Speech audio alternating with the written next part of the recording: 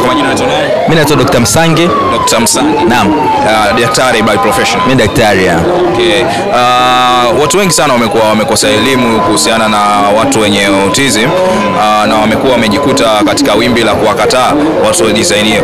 Kwa ufupi, wewe kama daktari, labda unaweza kutoa elimu ya namna gani ambayo watu wanaweza kuelewa watu wa design hii pia ni wanauelewa kiasi gani, wana uwezo kiasi gani wa kuparticipate katika masuala ya kijamii kama elimu na mengineyo. Okay, asante sana. Kwa kifupi, autism ni hali ambayo kunakuwa na tatizo kidogo kwenye ubongo wa huyu mwenzetu, anakuwa ni udhaifu ambao amezaliwa nao, na kwa wakati mwingine huwa unaweza kuaffect ama kuathiri sehemu kubwa ya yeye kuweza kuwasiliana na watu wengine, lakini pia tunasema ina affect pia perception.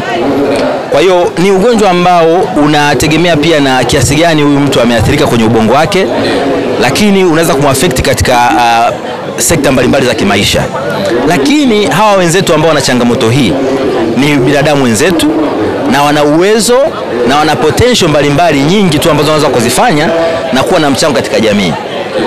Kwa hiyo hii perception ya kuwatenga ama kutokuwapa uthamani sio nzuri katika jamii, na mimi kama daktari napenda niwaambie wanajamii kwamba ni vizuri tukawa nao karibu, na nashukuru sana harakati kama hizi tunafanya, hii marathon Run for Autism, ni kuonesha jinsi gani tunawapenda, tunawathamini na tunaona kwamba wana uwezo kuwa na mchango katika jamii.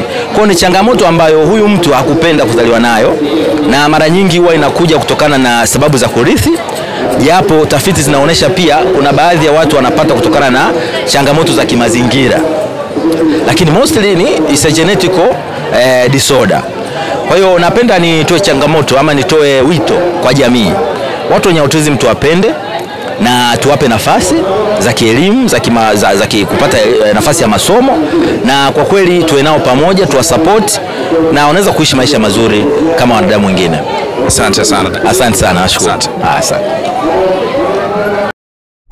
Gavo Media, pamoja hatua kwa hatua.